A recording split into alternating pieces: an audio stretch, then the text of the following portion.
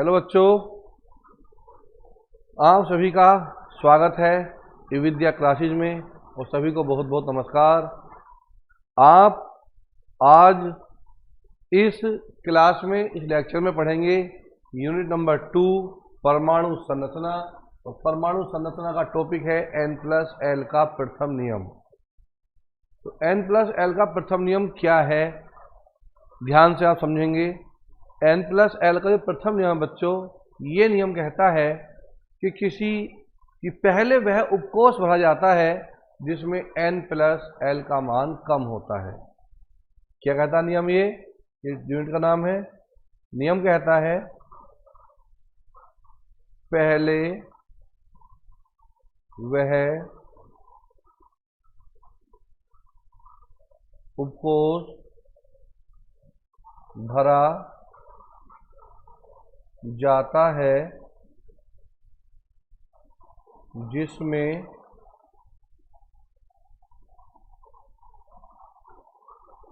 N+L का मान कम होता है। कि पहले वह उपकोष भरा जाता है जिसमें N+L का मान कम होता है। एग्जाम्पल के माध्यम से आपको हम समझाएंगे कि पहले कौन सा उपकोष और क्यों भरा जाएगा। एग्जाम्पल के माध्यम से आप समझिएगा। देखिए ध्यान से, यहाँ पर जैसे क्वेश्चन आता कि 3D से पहले 4S भरा जाता है। 3D से पहले 4S भरा जाता है, तो हम यहाँ पर इसे बताएंगे कैसे भरा जाएगा। अगर हम 3D की बात करें तो 3D में देखेंगे आप, 3D में आपको देखना है N+L का नियम। 3D में N+L का मान लगाएंगे, निकालेंगे। तो N इक्वल टू कितना हो गया? 3। और D के लिए L की वैल्यू क्या होती है? 2। तो N+L कितना हो गया?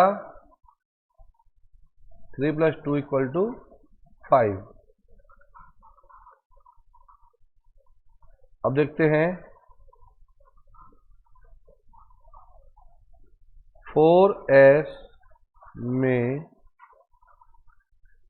N+L का मान N equal to 4, L equal to 0। S के लिए 0 होता है ना L का मान। L का मान क्या होता है इसके लिए? 0। तो N+L कितना हो गया? 4 + 0 = 4 हो गया। अब आप देखिए कि इसमें तो वैल्यू कितनी थी इसकी? 5। इसमें कितनी है? 4। तो ये तो नियम कहता है ये कि पहले वह उपकोष भरा जाता है जिसमें N+L का मान कम होता है। जिसमें N+L का मान कम होता है, पहले वह उपकोष भरा जाता है। इसलिए 3D से पहले 4S भरा जाएगा। पहले कौन सा भरेंगे हम? 4S, क्योंकि 4S में N+L का मान 3D से कम है। और देखिए एग्जाम्पल, वो हम बताएंगे। अगला एग्जाम्पल 4D तथा 4P में पहले कौन सा उपकोष भरा जाएगा? 4D और 4P में पहले कौन सा उपकोष भरा जाएगा? देखते हैं अब। N+L के प्रथम नियम से 4D में देखते हैं N की वैल्यू कितनी हुई? 4। L की वैल्यू कितनी हुई? 2। तो N+L की वैल्यू कितनी हुई? 6। 4P में N की वैल्यू कितनी हुई? 4। L की वैल्यू कितनी हुई? 1। तो N+L की वैल्यू कितनी हुई? 5। तो यहां पर आपको देखना है इसकी वैल्यू 4 थी, इसकी वैल्यू 5 थी।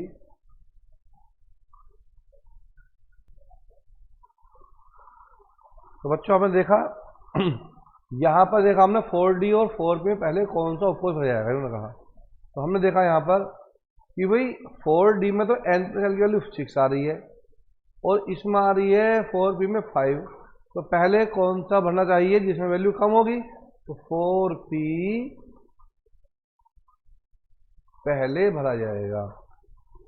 और एग्जांपल देखिए इसके, आपसे कहा गया क्वेश्चन में अगले 4F तथा 5P में पहले कौन सा उपकोष भरा जाएगा?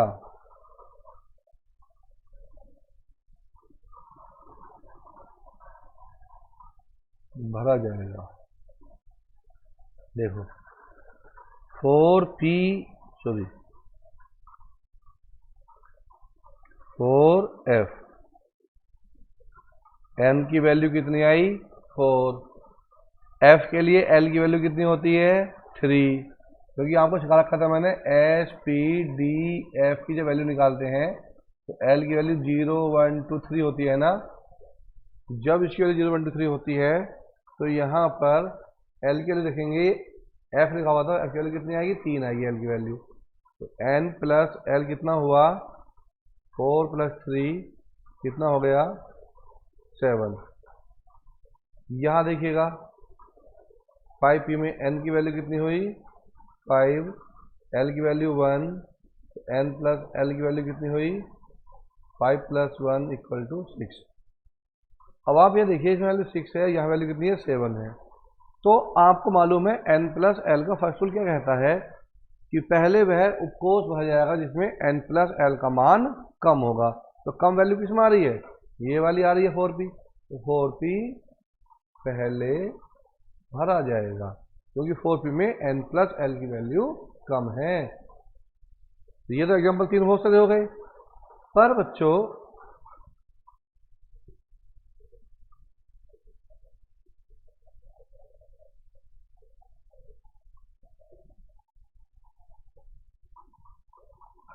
कभी अगर ये आ जाए दो सबसे लो उपकोषों, दो सबसे लो उनके लिए n प्लस L की वैल्यू सेम आ जाए, तो ऐसी कंडीशन में क्या करेंगे हम? तो पहले कौन सा उपकोष भरेंगे? तो उसके लिए आता है n प्लस L का सेकंड नियम। n प्लस L का द्वितीय नियम। n प्लस L का द्वितीय नियम, सेकंड लो। तो n प्लस L का सेकंड लो क्या कहता है बच्चों? n प्लस L का जो सेकंड लो है ये कहता है यदि दो उपकोषों के लिए n प्लस L का मान समान होता है तो पहले वह उपकोष भरा जाता है जिसमें n का मान कम होता है। यदि दो कोषों के लिए n प्लस L का मान समान आ जाता है तो पहले कौन सा भरा जाएगा इस कंडीशन में? तो इस कंडीशन में बच्चों पहले वह भरा जाएगा जिसमें n का मान कम होगा, जिसमें n का मान कम होगा। एग्जाम्पल लिखते हैं, उसका एग्जाम्पल क्या है? एग्जाम्पल बच्चों एग्जाम्पल लिखते हैं हम 4P तथा 3D में पहले कौन भरा जाएगा। इनमें पहले कौन भरा जाएगा, देखते हैं अब कौन सा भरा जा रहा है पहले इनमें। 4p के लिए बात करते हैं हम, n इक्वल टू 4 और p इक्वल टू 1, मतलब कि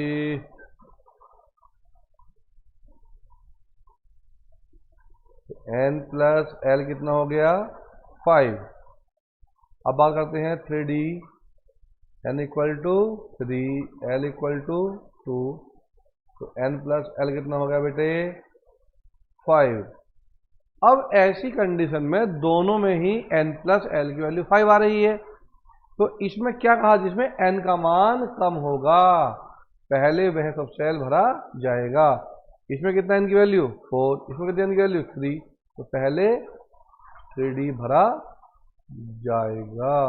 समझ गए होंगे आप लोग, पहले कौन हो जाएगा 3D, क्योंकि 3D में क्या है n प्लस l की वैल्यू कम है, n प्लस l की वैल्यू सेम है परंतु n की वैल्यू कम है 4s। तो बच्चों इसके बाद अब आता है नेक्स्ट एग्जाम्पल और देखते हैं हम एक दो एग्जाम्पल। 4f तथा 5D में पहले कौन भरा जाएगा। इनमें पहले कौन भरा जाएगा, देखते हैं इसका आंसर क्या आता,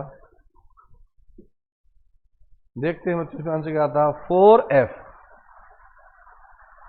n की वैल्यू 4, l की वैल्यू 3, तो n प्लस l की वैल्यू कितनी हो गई 7। 5D, n की वैल्यू 5, l की वैल्यू 2, तो n प्लस l की वैल्यू कितनी हो गई 7। अब देखो इनमें इसकी वैल्यू 7 है, इसकी वैल्यू 7 है, तो अब यहाँ पर कौन सा रूल काम करेगा, n प्लस l का सेकंड रूल। तो n प्लस l के सेकंड रूल ने क्या कहा था कि यदि दो सबसेलों में, दो उपकोषों में n प्लस l की वैल्यू सेम आ जाएगी तो हम पहले वह उपकोष लेंगे जिसमें n की वैल्यू कम होगी। तो इसमें कितने n की वैल्यू 5, इसमें कितने n की वैल्यू 5, तो इसमें 4, इसमें 5, तो 4 वैल्यू इसमें है, तो पहले ये वाला उपकोष भरा जाएगा। क्यों, क्योंकि इसमें इनकी वैल्यू कम है। ये हमें करना है, एक क्वेश्चन मैं आपके लिए दे रहा हूं, आपको करना सोल्व।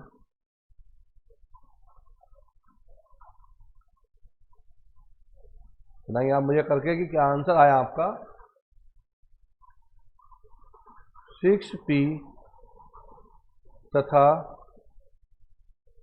5D में पहले कौन सा उपकोष भरा जाएगा, ये है बेटे। तो इसमें पहले कौन सा उपकोष भरा जाएगा ये आपको बताना है। अब तो आप कैसे बताएंगे इसमें कौन सा उपकोष पहले भरा जाएगा।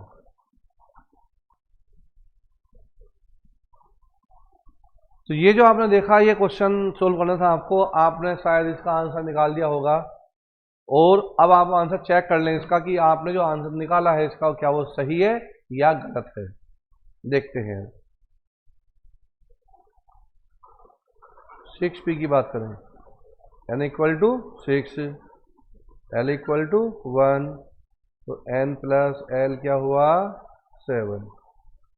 अब यहां देखते हैं 5D की बात करेंगे, तो n इक्वल टू 5, l कितना हो जाएगा 2, तो n प्लस l क्या होगा, ये किया आप लोगों ने। अब बताइए इसमें पहले कौन सा भरा जाएगा, इसमें कितनी वैल्यू n की 6, इसमें कितनी वैल्यू n की 5, तो पहले भरा जाएगा कौन 5D। तो ये आपने अब समझ लिया होगा टॉपिक। कि पहले कौन से उपकोष भरे जाते हैं और क्यों भरे जाते हैं, ये सारी बातें आपको समझा दी गई हैं। बच्चों अब इसके बाद अगला टॉपिक शुरू करते हैं। नेक्स्ट टॉपिक है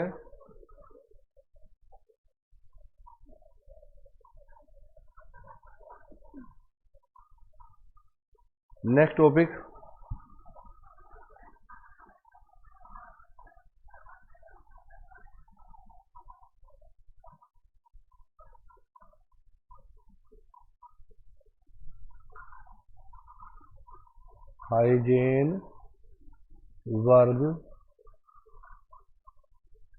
की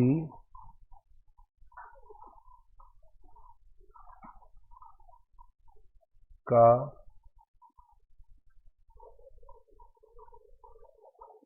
अनिश्चितता का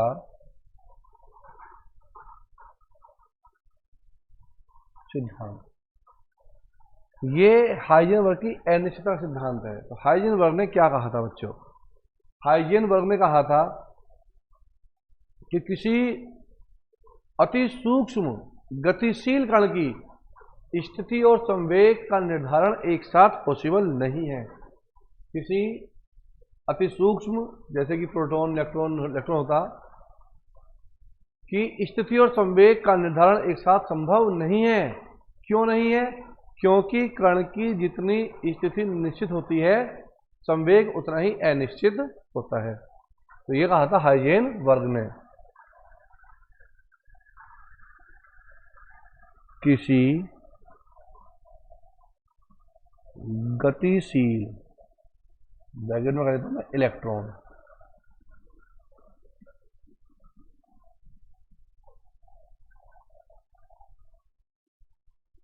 किसी गतिशील कण जैसे इलेक्ट्रॉन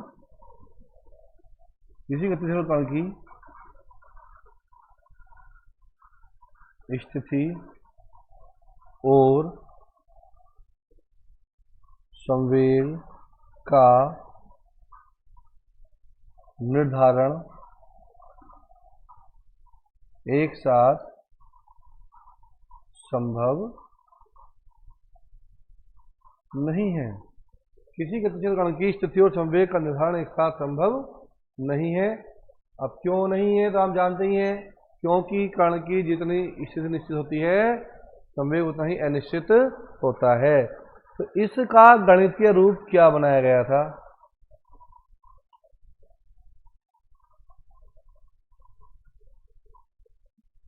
जो इस सिद्धांत का गणितीय रूप था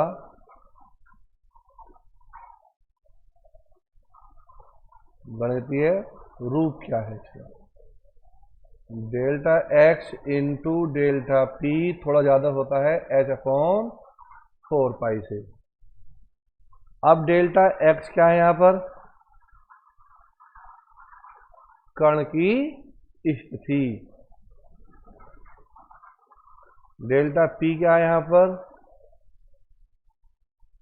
कण का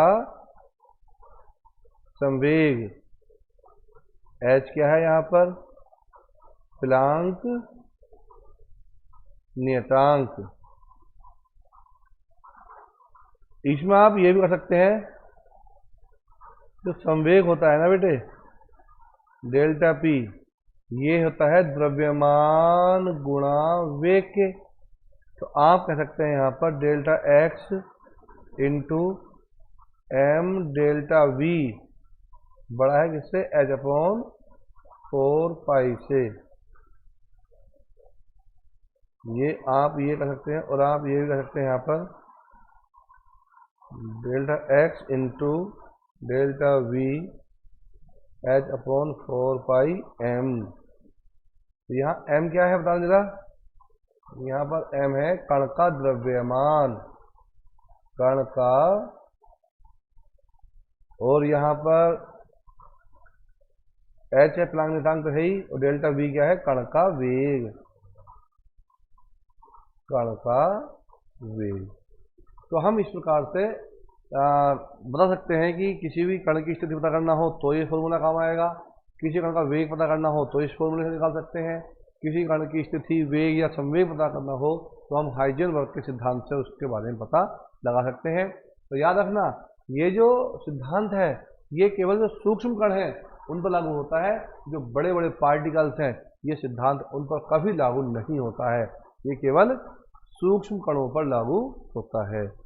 तो किसी भी कण की स्थिति और संवेग का निर्धारण एक साथ संभव नहीं है, क्योंकि कण की जितनी स्थिति निश्चित होती है संवेग क्या होता है उतना ही अनिश्चित होता है।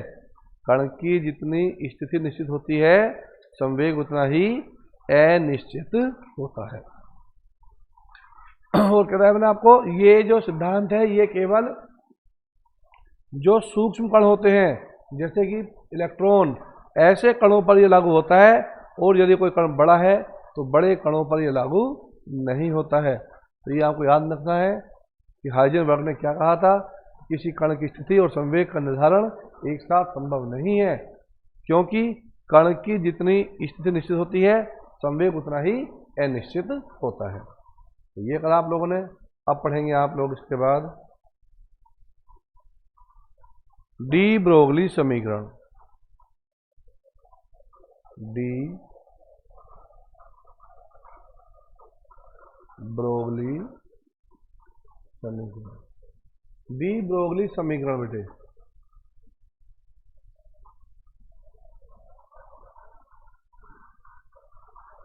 डी ब्रोगली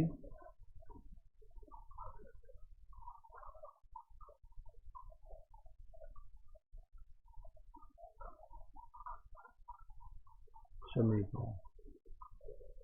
तो डी ब्रोगली समीकरण क्या है, डी ब्रोगली समीकरण किस प्रकार प्रूफ करने को आती है, ये आपको समझाता हूं अभी मैं।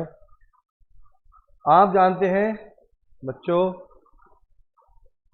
एक फोटोन की ऊर्जा कितनी होती है, एक फोटोन की ऊर्जा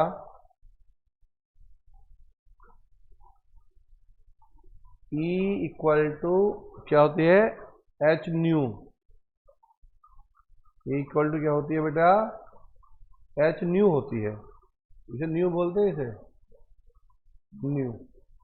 तो एक फोटोन की ऊर्जा क्या होती है, E equal to h nu. आप लोगों ने एक समीकरण पढ़ी होगी बच्चों, कौन सी पढ़ी थी, आइंस्टीन की समीकरण। आइंस्टीन समीकरण पढ़ी होगी आप लोगों ने। अब आइंस्टीन समीकरण क्या थी, ये आपने पढ़ी थी। क्या थी आइंस्टीन समीकरण, equal to m c square पढ़ी थी ये, equal to m c square, और इक्वल टू क्या होती है, एच न्यू होती है। तो h nu equal to m c square हो गया। अब ये बताओ बच्चों, जब h nu equal to m c square हो गया, अब न्यू बराबर क्या होता, सी अपॉन लैम्डा होता। S c upon lambda equal to m c square हो गया।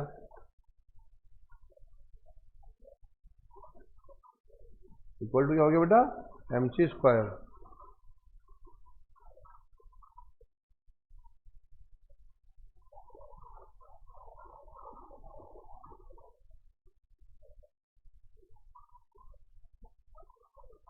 एम सी स्क्वायर हो गया। अब हम जानते हैं जब ये एम सी स्क्वायर हो गया, फोटोन जो है, फोटोन का द्रव्यमान क्या है यहाँ पर, एम है। एम क्या है यहाँ पर, फोटोन का द्रव्यमान है। और जब फोटोन का द्रव्यमान एम है और सी क्या है यहाँ पर,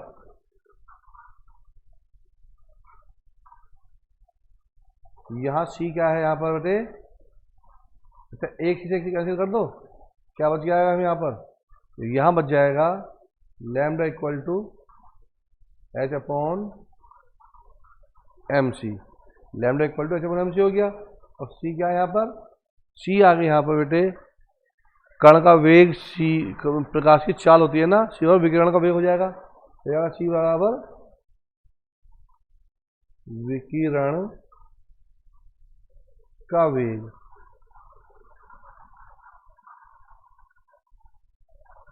जब c इक्वल टू विकर्ण का अवयव हो जाएगा बेटे,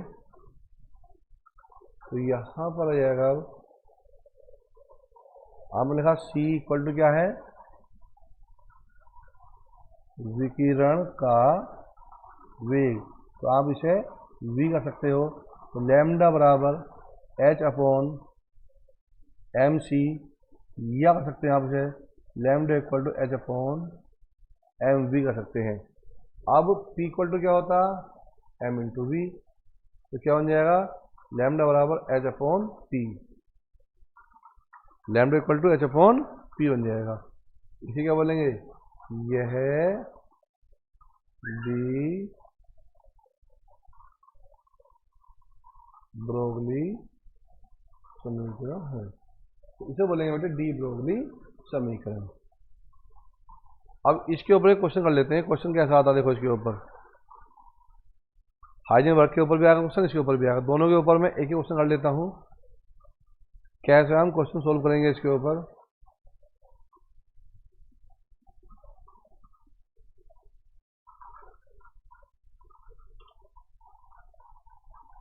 बेटा क्वेश्चन है 100 किलोग्राम द्रव्यमान 1000 किलोग्राम द्रव्यमान का रॉकेट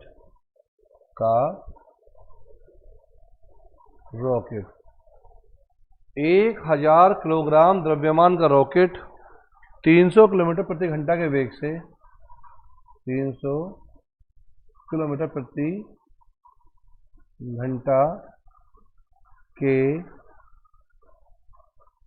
वेग से चलता है।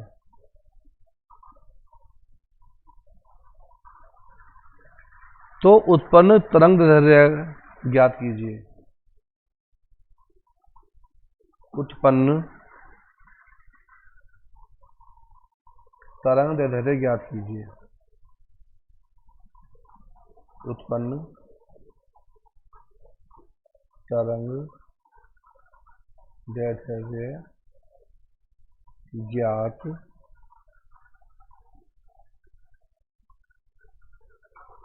कीजिए। और आपको दिया हुआ है बेटा h बराबर 6.625 इंटू 10 की पावर -24 JS जूल सेकेंड, ये दिया हुआ आपको। तो आपको इन्होंने क्या दे दिया, m दे दिया। सॉल्यूशन देखेंगे इसका, m कितना दे दिया, 1000 किलोग्राम। आपको दे दिया गया v कितना दे दिया गया, 300 किलोमीटर प्रति घंटा, या आप भी कर सकते हो 300 गुणा 1000 अपॉन 60 गुणा 60 मीटर प्रति सेकेंड में आ गया। अब क्या फॉर्मूला आपके पास, लैम्डा निकालना है। लैम्डा इक्वल टू क्या होता है, h upon m v. Lambda equal to क्या हो गया बेटे, 6.625 10 की पावर -24 अपॉन m कितना है 1000 इंटू ये कितना था,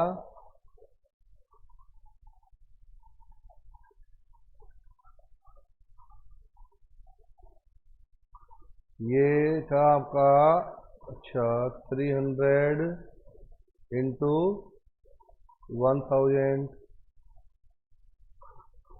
इंटू 60 इंटू 60, मल्टीप्लाई करो इसकी, तो मल्टीप्लाई होकर जाएगा बेटे 7.95 इंटू 10 की पावर -39 मीटर। तो यहाँ पर इसकी वैल्यू आएगी। तो इसका जो तरंग दैर्ध्य आया कितना है, 7.95 10 की पावर -39 मीटर। इतने मीटर इसका वेवलेंथ आई, तरंग दैर्ध्य आया। तो इस क्वेश्चन को ऐसे आपको सोल्व करना था। और देखते हैं क्वेश्चन उठे अब।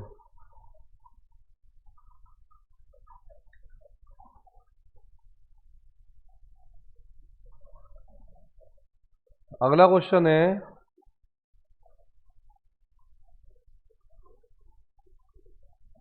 एक गतिशील कण का संवेग ज्ञात कीजिए। क्वेश्चन है किसी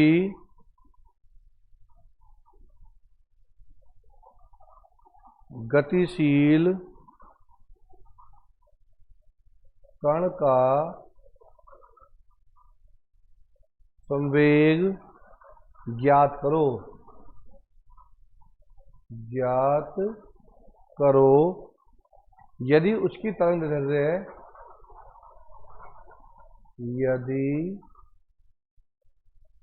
उसकी तरंग दैर्ध्य 1 nm है। किसी गतिशील कण का संवेग ज्ञात करो यदि उसकी तरंग दैर्ध्य 1 nm है। देखते हैं इसका सॉल्यूशन। आंसर, किसी गतिशील कण का संवेग ज्ञात करो यदि उसकी तरंग दैर्ध्य 1 nm है। देखिए ध्यान से, P हमसे क्या कहा है इन्होंने, क्वेश्चन मार्क, लैम्डा दे दिया 1 nm, 1 nm नैनोमीटर। 1 इंटू 10 की पावर कितने होते हैं नैनोमीटर में? 1 इंटू 10 की पावर -9 मीटर दे दिया, हो गया। हमने क्या काम करा, नैनोमीटर को मीटर में चेंज कर लिया। H की वैल्यू फिक्स होती है 6.6 इंटू 10 की पावर -34 JS। इसकी बराबर क्या होता है, H अपॉन लैम्डा। तो बेटा H कितना है, 6.6 10 की पावर -34 अपॉन लैम्डा कितना है, लैम्डा है 1 इंटू 10 की पावर -9। 6.6 इंटू 10 की पावर माइनस के कितना हो गया, घटाओ इसमें से,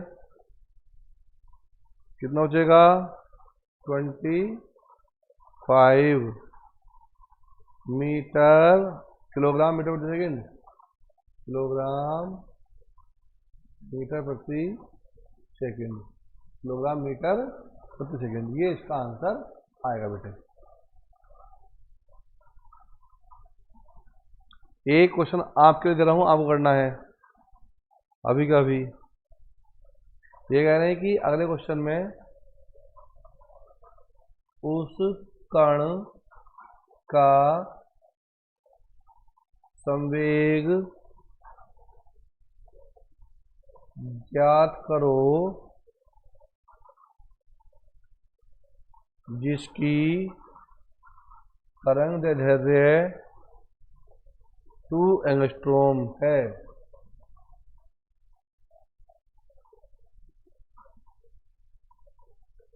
H इक्वल टू दिया है आपको 6.6 10 की पावर -34 JS, ये है बेटे। तो आपको उस कण का संवेग ज्ञात करो जिसकी तरंग दैर्ध्य 2 एंगस्ट्रॉम है, 6.6 10 की पावर -34 JS। तो ये क्वेश्चन आपको सोल्व करना है। कैसे सोल्व करेंगे आप इसे, अब सॉल्यूशन करिए सॉल्यूशन बेटे, और बाद में इसका आंसर बताना क्या आंसर है आपका। इसका संवेग ज्ञात करना है इसका। चलो जी, P करना है क्वेश्चन मार्क। H की वैल्यू दी है आपको 6.6 10 की पावर -34 जूल सेकेंड, और लैम्डा दिया आपको 2 एंगस्ट्रॉम, मतलब 2 इंटू 10 की पावर -10 मीटर। क्या फॉर्मूला, P बराबर, P कितना है, H कितना है 6.6 इंटू 10 की पावर -34, लैम्डा हो गया 2 इंटू 10 की पावर -10।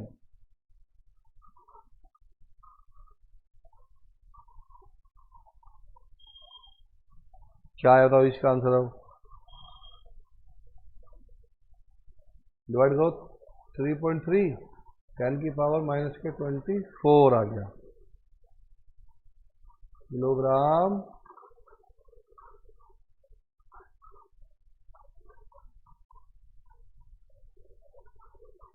किलोग्राम मीटर प्रति सेकेंड, ये इसका आंसर है। तो आप डी ब्रोगली समीकरण पर जितने भी क्वेश्चन आ सकते हैं उन्हें आप करोगे, ऐसा मेरा विश्वास है। अब एक क्वेश्चन मैं आपको हाइजेन वर्क के ऊपर जो आते हैं वो भी कहा देता हूँ कैसे आएंगे।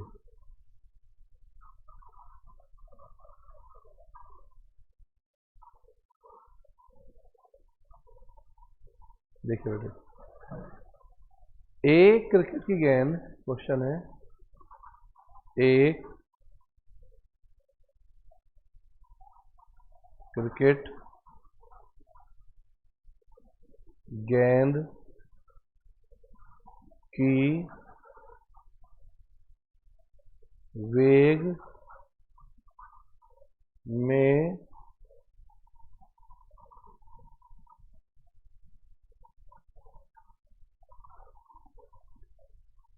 अनिश्चितता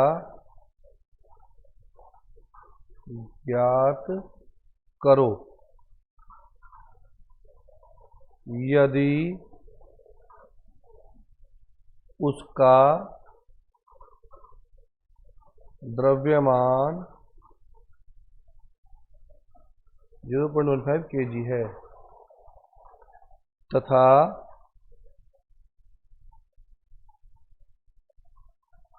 उसकी अनिश्चितता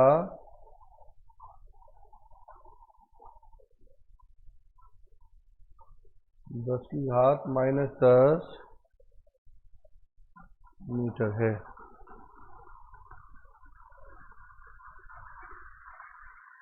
तो आप देखते हैं यहाँ पे क्या है, वेग में अनिश्चितता डेल्टा वी आर ज्ञात करना है क्वेश्चन मार्क, और क्या दिया, द्रव्यमान m दे दिया कितना 0.15 किलोग्राम, 0.15 किलोग्राम, और डेल्टा x दे दिया गया आपको इन्होंने 10⁻⁻10 मीटर। h वैल्यू कितनी होती है 6.6 10⁻⁻34। क्या फॉर्मूला आपके पास, delta v equal to h/4πm into x, 4πm into delta x। Delta v निकालना है, h कितना होगा 6.6 इंटू 10⁻⁻34 अपॉन 4, पाई की वैल्यू 3.14 इंटू m की वैल्यू कितनी 0 इंटू x की वैल्यू 10⁻⁻10। तो सोल्व करो, कितना का बेटा, डेल्टा v 3.503 इंटू 10⁻⁻24 मीटर प्रति सेकेंड, ये इसका आंसर है। तो हाइजेन वर्क के जितने क्वेश्चन आप इस फॉर्मूले से करेंगे, और जो डी ब्रोगली के क्वेश्चन थे आपको मैंने उसके लिए एक नया फॉर्मूला दिया था, P बराबर h/लैम्डा या लैम्डा बराबर h/P, आप उसको सोल्व करेंगे। और ये सारे क्वेश्चन आप अपने नोट्स में उतार लेंगे, और इन वीडियो से आपको बहुत लाभ मिलेगा। जो बच्चे ट्यूशन की फीस अफोर्ड नहीं कर सकते वह ये सब वीडियो देखकर अपने अच्छे से अच्छे अंक प्राप्त कर सकते हैं। और बच्चों, मैं तो बस ये कहना चाहूँगा कि आप अधिक से अधिक वीडियो देखें, और आपको यदि कोई वीडियो में किसी प्रकार की प्रॉब्लम आती है तो आप हमसे मैसेज करके उस प्रॉब्लम को पूछ सकते हैं। और हम चाहते हैं कि आप अच्छे से अच्छे अंक प्राप्त करें, बहुत अच्छे अंक प्राप्त करेंगे, तभी आपका नाम होगा और तभी आपका करियर भी उज्जवल होगा। तो प्यारे बच्चों, इसी उम्मीद के साथ मैं अब यहीं पर ये लेक्चर पूरा करता हूँ, और अब नेक्स्ट लेक्चर में, नेक्स्ट वीडियो में आपको पढ़ाऊँगा यूनिट नंबर 3, जिसका नाम है, यूनिट नंबर 3 हो जाएगी जिसमें पीरियोडिक टेबल है। और इस यूनिट में आपको, जिसका नाम मैं बता दूं आपको क्या है, तत्वों का वर्गीकरण एवं गुणधर्मों में आवर्तिता, तत्वों का वर्गीकरण एवं गुणधर्मों में आवर्तिता यूनिट नंबर 3 है। ये आपको मैं अब नेक्स्ट वीडियो में पढ़ाऊंगा। तब तक के लिए आप सभी का बहुत बहुत धन्यवाद। आप सभी स्वस्थ रहें और लगातार अपनी पढ़ाई में लगे रहें और आगे बढ़ते रहें। इसी के साथ मैं आपका आज का वीडियो यहीं पूरा करता हूँ। तब तक के लिए सभी का धन्यवाद।